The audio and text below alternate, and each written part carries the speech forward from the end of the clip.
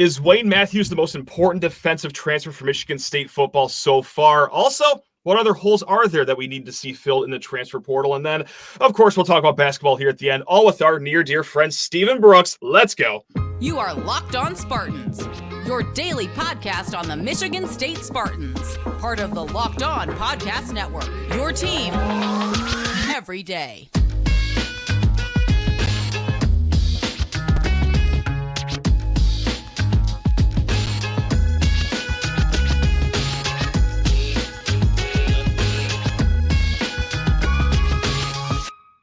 Today's episode of Locked On Spartans is brought to you by FanDuel. Make every moment more. New customers join today and you will get $150 in bonus bets if your first bet of $5 or more wins. Just visit FanDuel.com/lockedon to get started. Spartan friends, Spartan family, Locked On Spartans listeners, it is probably the premier friend of the program. I don't think anyone has made more appearances than this guy over here. It's Stephen Brooks of 24/7 Sports. We're going to talk football to start, basketball to end. But before getting to any of that, Stephen, how are we doing, man? We hanging out okay over there? Doing all right, man. I apologize to anybody who's watching this with this sort of like ethereal light behind me. Got some complications with the setup, but maybe it'll add to the vibe. Maybe folks need that. Maybe they need some light in their life right now, and if they're listening to this show. So if you're watching, then you're really getting a dose of it. So we'll see how it goes. But I'm doing all right, man. Good to be back. Father Stephen here to usher us into Michigan State Church right now. That's right. It does look like I'm coming down from the clouds a little bit right here. So maybe check it out if you're not watching. If you're just on audio, go check it out. But only for a little bit, though. I'll see if I could edit an angelic choir in the background here in post. Well, we'll see how good my editing skills are. They're not usually that good, but we'll see what we can do here. Stephen, earlier this week, I saw a tweet because, I'm just on Twitter way too much, and this was very direct for Michigan State. Now, this is from PFF, of course, Pro Football Focus. They break down all the players, give them grades. If you know anything about football, you know PFF. They have a list of the highest graded transfer linebackers in the nation. Number one is by way of Florida Atlantic, the new Colorado linebacker, Jalen Wester. Okay, he grades out at 84.5. Number three, Jalen Walker by way of James Madison over at Indiana. He's an 80.8, and in between those two, clocking at the second best transfer linebacker in the nation, according to PFF, is Wayne Matthews III. Now, we've talked a lot about the transfers on the offensive side of the ball here, Stephen, but let's give the defense some love here. Point blank, is Wayne Matthews the most important transfer so far for Michigan State this offseason? I would say yes, so far being the key phrase there. Right. Because I do still think there will be some activity in the secondary. And, they had Tony Grimes committed and things fell through there. I think he probably would have walked in and absolutely would have competed for a starting job, probably would have won one in my estimation. So somebody that can at least be a 2D player at corner, I think could be very important. If not a walk-in starter, could be very, very important. But as of the guys right now, I do think so. Because how many times over these last handful of years, now it's going to be a different scheme, but defensively, but how many times have tight ends come running free across the middle, 15, 20 yards downfield, slot receivers, just big plays in those intermediate zones right over a linebacker's head. They just haven't had many linebackers built to play in coverage and in space the way Matthews is. He is sort of that new age. I mean, like 15, 20 years ago, he would have been a safety probably, right? Right. That's what it is. So one of those new age linebackers that can play in space, can match up against different type of personnel, and hopefully, be a plus player for you in coverage, which they haven't had in the middle of their defense in a long, long time. Most of the guys that they had these last couple of years, which are still some returning guys and everything, but we're just more built to play downhill. I mean, Cal Halliday is a downhill, between the tackles type of box player. Right. As you've seen, he's not a guy that you necessarily want chasing, Colston Loveland 30 yards downfield or whatever. And not to just single Cal, I think the whole room was sort of built that way to where they ended up totally box thick downhill linebacker type of guys. Wayne Matthews is more of that dude that can play out in space, like I said, and give you something in coverage. So right now, I do think it's him. And it was more so of a relief, too, because it feels like every team in college goes into the offseason saying, hey, we need a coverage linebacker. You know, like as if that's just something that just grows on trees at their nearby grove. Like, no, like that, it's a little difficult to find that specific player, but not only did Jonathan Smith find one, found a, by all accounts, according to PFF, a really good one specifically in the coverage category. Now, certainly he's not the only linebacker added to this class. We also have Jordan Turner by way of Wisconsin joining the mix. Now, we've talked about him in the past, but he kind of profiles more of like that box linebacker, downhill run stopping linebacker, I guess we could say, right? Like that is why maybe we give Wayne Matthews the nod over Jordan Turner at this point, is because we kind of like already have that mold of a Jordan Turner in this room already, but Wayne Matthews adds that coverage aspect. Am I reading that right in your opinion?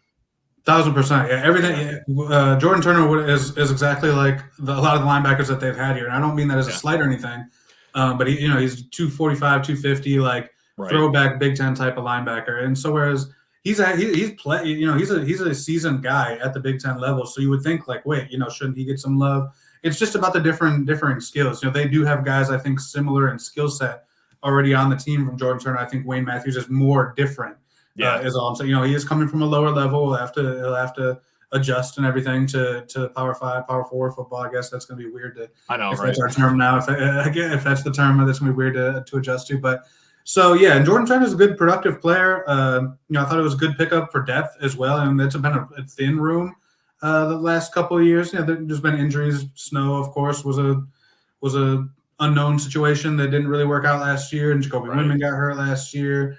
The year before, you had the suspensions and other guys that just weren't ready yet. So it's been a thinner room of late. So I think I absolutely think Turner will be a 2-deep guy. Maybe he's a starter. I think Jordan Hall is probably going to be penciled into one of those spots. So you're looking at competition elsewhere. But again, because of the different skill sets, like if a guy like Matthews isn't starting, I think he'll play a lot and he'll probably factor in on third downs.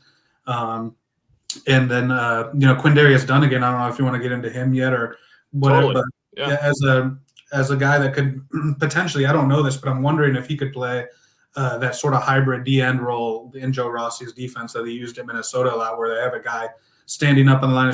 Their other defensive end is a stand-up guy, could rush the passer, could do different things from that position. I'm wondering if Dunnigan from Middle Tennessee, another transfer coming over, could do a little bit of that, because he's got the size and sort of profile that I think maybe they would look for there. He's not a 280-pound sort of like anchor edge setting type of guy. So could he be a little bit more versatile and be a little bit more of your spark plug guy, causing some havoc off the edge over there? Because I do think that's a position that they probably need somebody. So maybe it's him, or maybe it's somebody else. Maybe somebody else emerges. I mean, maybe a guy like Bai Jobe is ready to step in, and I think he could probably be a perfect fit for that role. But you got to be able to play all three downs as well. That funnels right into the next topic I want to talk about, is like, where else can Michigan State go when the next transfer window opens? And I know we got a few weeks until it, but no better time to talk about it than right now. Secondary, I don't even feel like it's worth discussing. Like, you could always use depth there as things stand right now, especially after what happened with Tony Grimes being here for about 6 minutes and then didn't work out. Now he's at UNLV. You need secondary. I do wonder, though, if pass rush does have that same level of importance too in the transfer portal, because we just talked about Quindarius Dunnigan. I also wonder if Ken Talley kind of profiles for that role too, of like a stand-up edge guy. So is it enough, though, just counting on Quindarius Dunnigan, the youth that you could hope about, whether it's Jalen Thompson, whether it's Bai Jobe, Andrew DePape, even Ken Talley, or would it give another level of comfort to this team, and should they go for like another pass rusher? Because I don't know if I could really just go to bed at night thinking like, pass rush has already improved from last year, just blindly. I feel like it's a little bit of a question mark still. No, it definitely is. It definitely is. The thing is, like, it's like, I mean, by saying I want to go into the portal and get a good pass rusher, that's like me saying I'm going to go to 7-Eleven and go buy a winning lottery ticket. I need to go make a couple bucks. Like, of course, everybody wants that. Everybody would do that if they could. So especially in the second dip of the portal too. In the spring, it's just not is deep and plentiful, and therefore the competition, market forces, get your economics charts out. The x-axis tells me that the competition is going to be way thicker in the spring if there is a decent guy out there, so you've got that to contend with.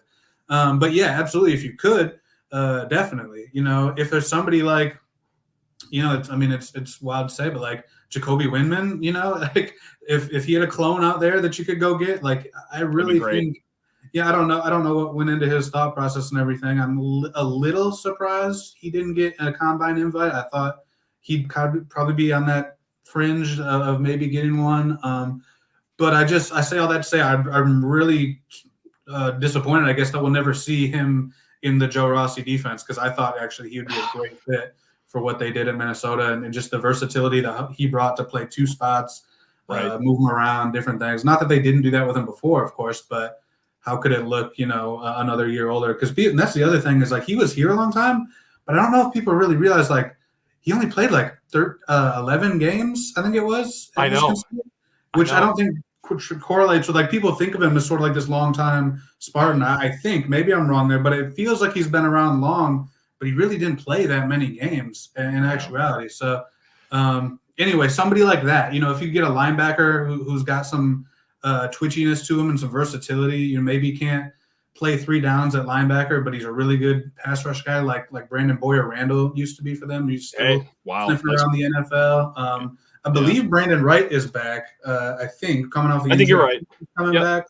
If I'm wrong, then you have to cut this part out, I guess. But I think he's back. Maybe he's a guy that can do that to where it's not a full-time, it's not 60 snaps of a true sort of DN position to where all the things go into that. It's a little more of a hybrid deal to where you can just sort of take the muzzle off and let him try to bend the edge a couple times. So, it's just – you'd want somebody probably right away, because I do think By Job and some other guys maybe project there with some time. I just don't know how much time they're going to need to where could you get somebody in here right now that could play that role. Absolutely, if you could.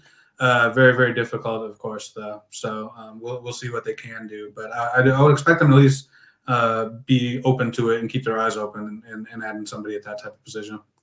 And we're going to stay with college football here. We're going to talk more about national news, going to the 5+7 CFP model here in a hot second. But first, Steven, need to kick you to the bench. I'm sorry, my man. Need to talk people's ears off about eBay Motors. Passion, drive, and patience. What brings home the winning trophy is also what keeps your ride or die alive. eBay Motors has everything you need to maintain your vehicle and level it up to peak performance, from superchargers, roof racks, exhaust kits, LED headlights, and so much more. Whether you're into speed, power, or style, eBay Motors has got you covered. With over 122 million parts for your number one ride or die, you'll always find exactly what you are looking for. With eBay Guaranteed Fit, your part is guaranteed to fit your ride every single time, where it's your hard-earned money back. Because with eBay Motors, you are burning rubber, not cash. With all the parts you need at the prices you want, it's easy to turn your car into the MVP and bring home that win. So, what are you waiting for out there? Keep your ride or die alive at ebaymotors.com. Eligible items only, exclusives apply. eBay Guaranteed Fit, only available to U.S. customers. Now let's drag him back. Friend of the program, Stephen Brooks of 24/7 Sports here, because this isn't just East Lansing news. This is news from coast to coast. Earlier this week, the CFP, the College Football Playoff Committee, instead of 6+6 conference champions, 6 at-large bids, they made the move that everyone expected them to make now that the Pac-12 is dissolved, of 5 conference champions plus 7 at-large teams. We can all presume that 4 of those are going to be Power 4. God, that's going to take me a while to get used to over here, Steven. Yeah. Power 4 teams plus the next best ranked group of 5 conference champion.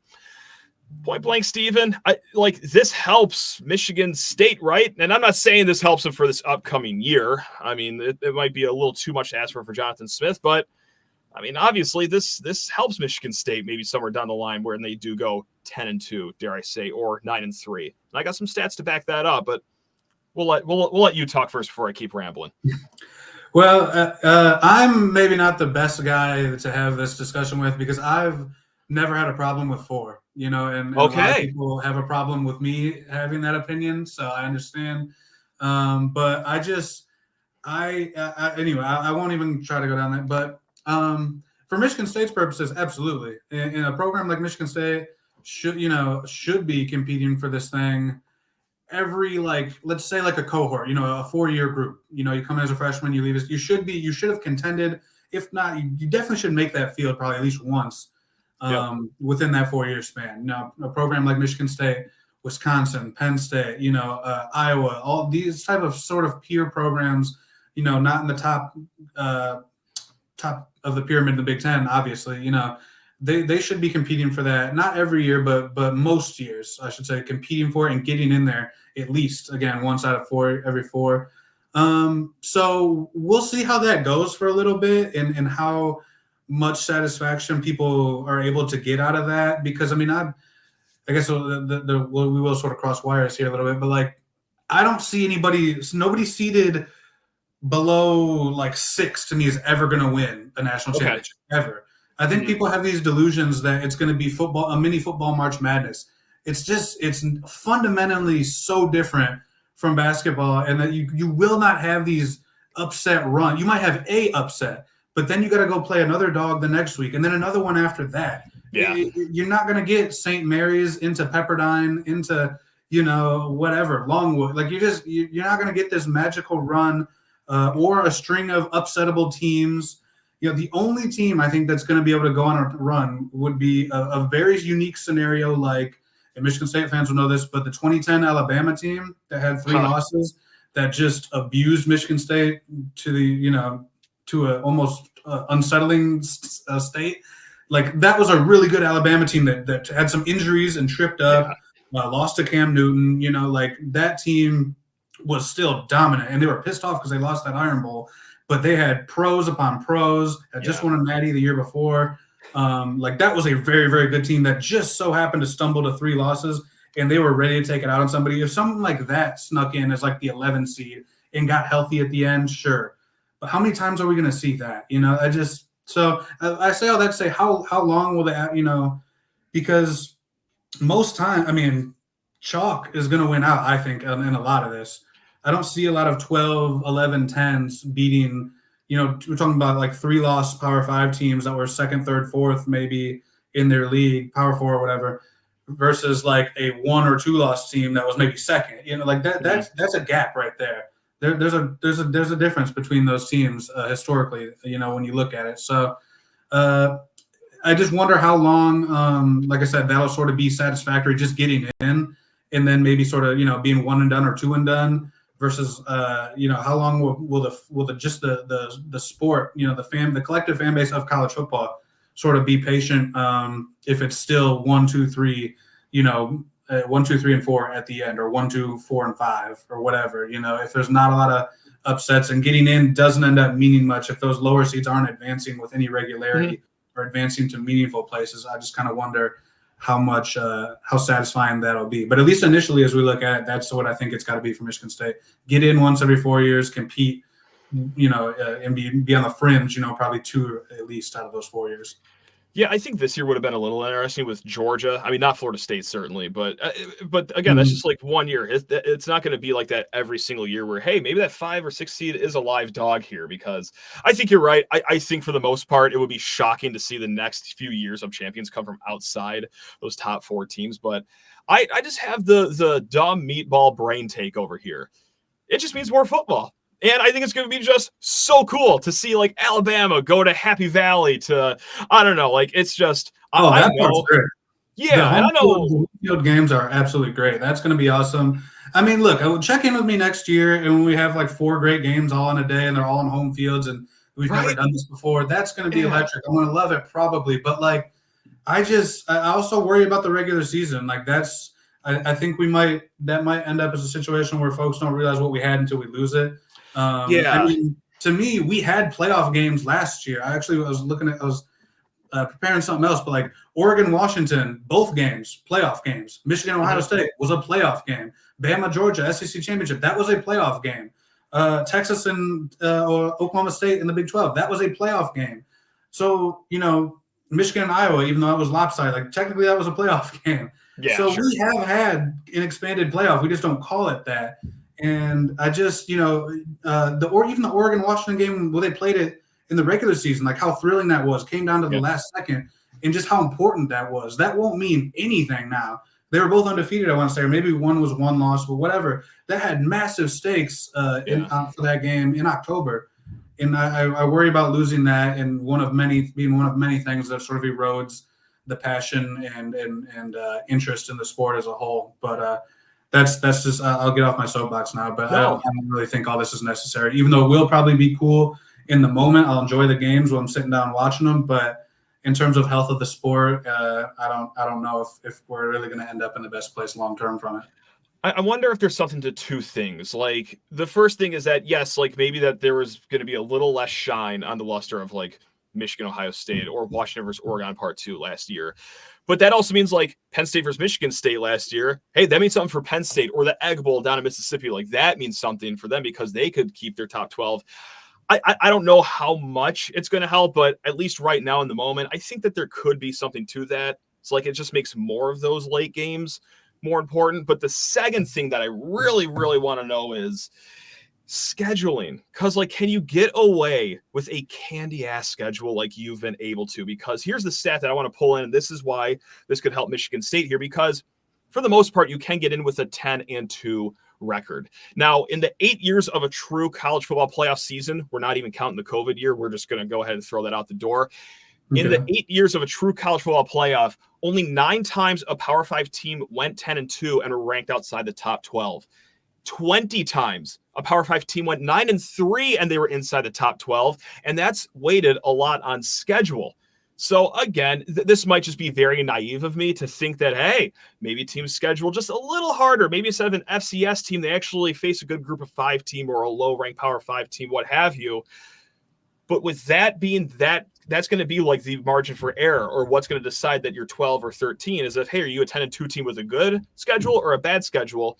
Maybe it helps a little bit during the regular season, but I don't know. That's a thing that we won't know until 2027. So I wish I had a better answer for you or a stronger take, to be honest, because I feel like we'll see both play out. Right? I feel like we'll see the FCS and the cupcakes, because you can get benefit of the doubt as long as your conference had a decent out of league, right? You know, that's true. That's true. If I play an FCS and 2 bums and I go 3-0 in the non-conference, I don't play anybody, but a couple of my conference peers pick up a couple good wins, like a Florida State over LSU, something like, you know, something comparable.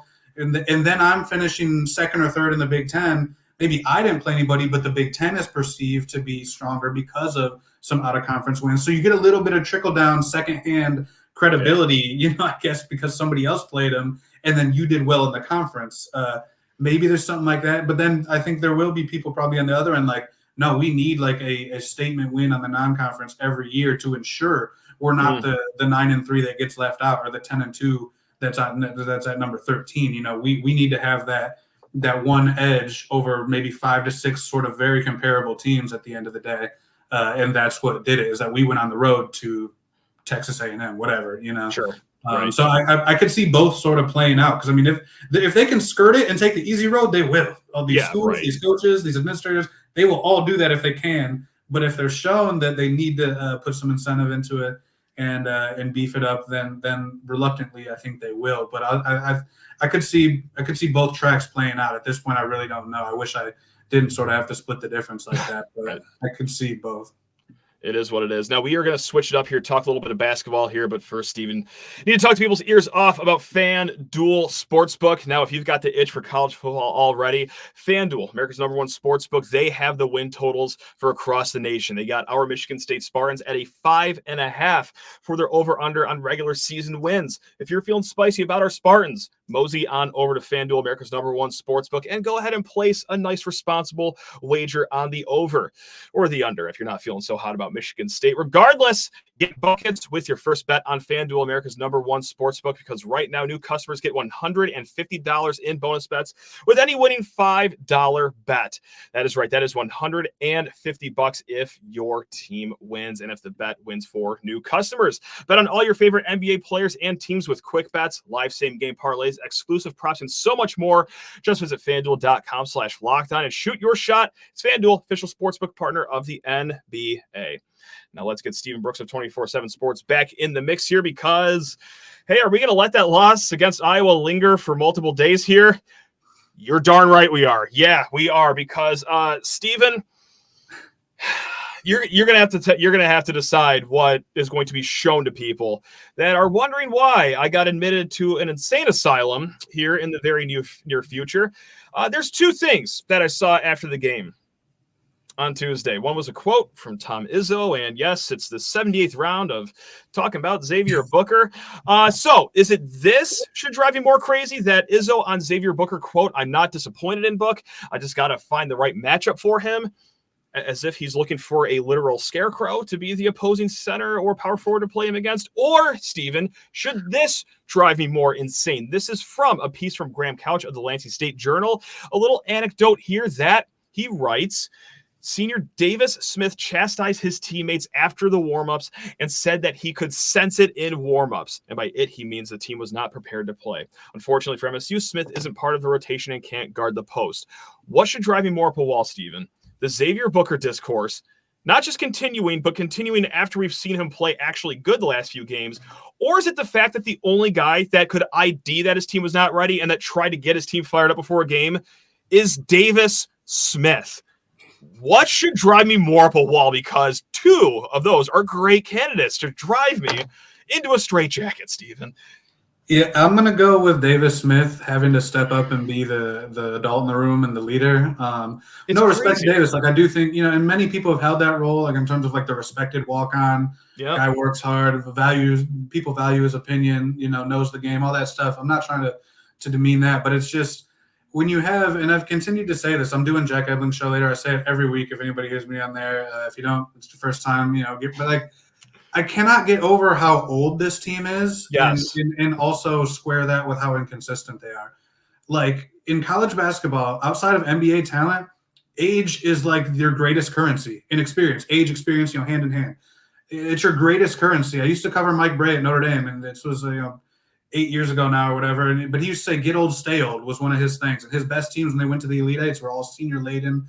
And blah, blah, blah, you can pick your example, but for these guys, and I'm sure folks that listen to this have seen the memes and everything about how they're older than the Pistons starting lineup.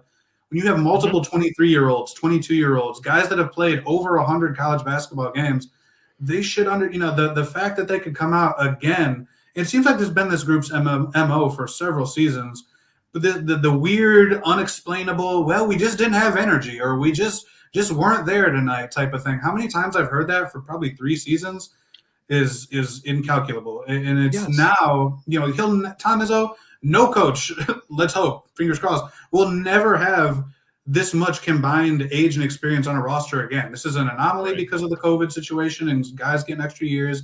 Some of them came into MSU a little older, but now they have more time on the back end. Like, you'll never have a team this old again. And the fact that they haven't been remotely consistent this year is really, really troubling. To your point, it's I don't think there's good leadership. I don't know if the focus is there. To come out like that, I thought they had turned a corner with that Illinois game. Then you pick up a couple road wins. I was like, okay, finally. Maybe they just kind of dawdled around and thought they could turn it on late, and maybe that's really happening. And hey, if you can do that, I tip my cap. It's just really hard to do in anything, any pursuit in life, to just flip on a switch and say, all right, I'm trying now.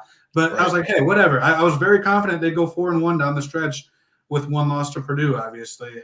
Now they're so untrustworthy, and it's so weird for me to not trust a team that's so old and experienced. I feel like I should know what I'm getting most games. And if you're just not good enough, or you're too small here, or you're too slow here, or I can, there's a metrics thing. I can say, here's some evidence to say you guys might not be in a good spot tonight or whatever. That's fine. But for every game to be such a grab bag of who knows what you're going to get from key guys who've played over 100 basketball games at this level is mind-blowing. I cannot understand it at all. So, anything's on the table to me, from an embarrassing faceplant in the first game of the tournament. I guess technically they could even fall, I'm not going to go that far and say they won't make the tournament. They basically have to lose out, and I don't see that happening, but I could see them making it the second weekend again, and maybe even to stumbling into an Elite Eight somehow. I really could, because when all the switches are pointed the right way, it's like, man, there's a lot there. But I will continue to always go back to the inconsistency. It doesn't make any sense with how experienced they are. They should know how to lock in on the road, how to lock in after a big win, after a rivalry game, when things aren't right. Guys should be able to detect on the court, hey, the vibes are off. All right, I need to change this in a timeout, or I need to do something. I need to make a statement and light a fire here. It's bizarre. They're basically getting no value out of being so old, which is mind blowing to me. That's really the thing that'll stick with me about this team. Right, because we've seen, I guess, for lack of a better term, and this is mean to use for Davis Smith, a guy that seems to care. We've seen unproductive, or I guess less productive guys, is how we'll dress that up, be that vocal leader, right? Like we've seen Tum Tum do it.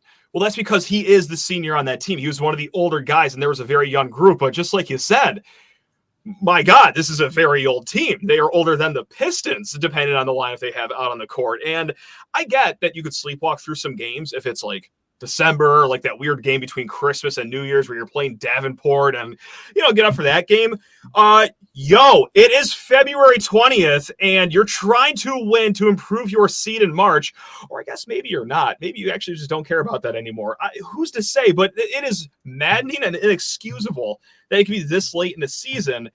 And the only leader amongst all these old guys is a guy that will not touch the court unless they're in Ann Arbor to hit 2 free throws before halftime. Like it's crazy. But I guess, are we the crazy ones for getting upset? Like, are state fans like me the actual crazy ones? Because we've seen this the last few years. We should know better by now. It's the 10th loss of the year, Steven. Like, we should just let these roll off our back.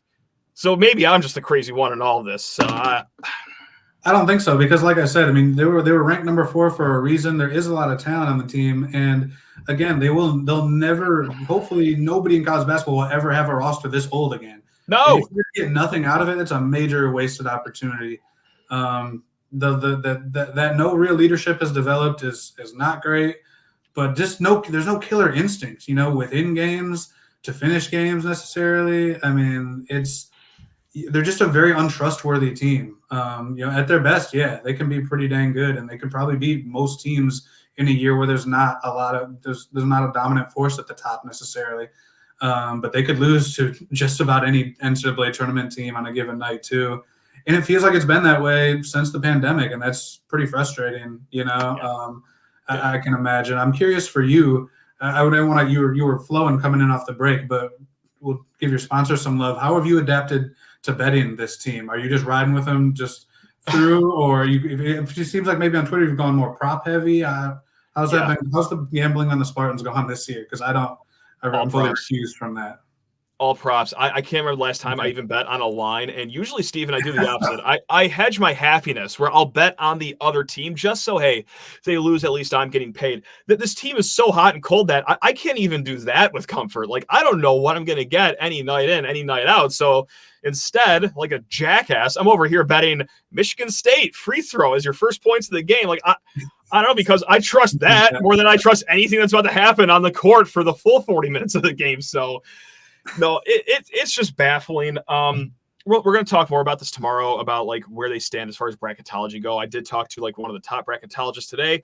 Long story short, there's no reason to worry yet, but Sunday's game does have a little bit more importance. We're going to blow that out into a bigger conversation tomorrow. But Steve, until then, they can't be on the 8-9 line, right? Like that's the nightmare scenario. I think you got to stay on the 7, maybe 10 if it's really bad. But 8-9, I feel like is the worst case scenario. We ended yesterday's show saying let's just start losing our way to 11. Like I don't care if it's a first 4 game. Like just do if it's the 8-9 game. I won't even watch the tournament. Like I have no interest in winning a dogfight against New Mexico just to get beat by 44 points against UConn in Brooklyn in the second round. Doesn't do it for me necessarily. So by any means necessary that you could avoid playing a 1 seed or a 2 seed, whether that's you win your way up to 6, which you really hurt those chances yesterday, or just lose your way to 11. Like if that makes me a loser for talking like that, guess what? I'm a loser. I don't care. I just want to see my team actually have a chance at a run in March, and that doesn't happen playing Houston or UConn in the second round. So that's my take on the seeding matter. You don't want to see them down 15 at halftime, rally within 1 with 4 minutes to go, and then come back out of last media timeout and not make another shot the rest of the game. And then when they're 3 points away, instead we just go to a post up with Carson Cooper and he airballs a 4-footer, and then they go and drill another 3 to bring the lead back to 6, and all your momentum's gone. No, Steven, crazy enough. I don't really want to see that happen. Okay, I gotcha. Yeah, we're on the same page in terms of game script, though. It sounds against a 1. That's exactly how to play against a 1. Against a 2, they'll somehow probably win. Like we should like them against some decently well against some 2s, but not the 1s. let's say as an 8 seed, they beat 9 seed St. John's. The next episode here, I'll do a football show. I won't even preview the game. I won't even acknowledge that it's going to be Michigan State versus UConn. It would be a bloodbath, Steven. So, yeah. And the fact of the matter that it would be in Brooklyn, and I've been to Madison Square Garden back in 2014 when it was Michigan State versus UConn at the Garden. That was a home UConn crowd. They travel in that little northwest part of the country heavily. That will not be a friendly game for Michigan State. So why am I so negative? Is it that Michigan State's bad? Well, sure. Is it that UConn's great? Certainly. Is it that it'll be a home game for them and they are incredible at home? That's mostly it. Yeah. I'll try to turn this around before we end. I mean, hey, thanks. They made a little bit of a run. It wasn't a big one, but it was a little one, and it changed sort of the vibes of the whole season. So I do think this team is capable of something like that. I feel like we've been fairly negative, and look, for good reason. But yeah, right. Back to last year, before they won those 3 games, like it was equally sour and just sort of middling. Just like, what are we doing here? The vibes were not good. But then they go, they win those 3 games, and those 2 games, and changed everything, changed the whole vibe. So they are capable of doing that. How likely, that's anyone's guess. They lost that game against Ohio State in the Big Ten tournament last year, and I said, just go get a pack of frat brothers and bring them to the tournament because this team doesn't care. The next thing you know it, they beat Marquette, and it didn't even look like an upset that game. So that's the thing. There's always that shred of belief out there for suckers like me to think about every single night. So, Steven, you're the man. Really do appreciate you as always. This has been a hoot and a half. Gang, tomorrow we're going to be talking a little bit of bracketology. We'll finally answer a lot of your mailbag questions. I know we've been putting off a lot of those, especially after Tuesday's game. LockedOnSpartans@gmail.com has never been more full than after that game on Tuesday. People were fired up. But hey, gang, until then, love you all. Go Green.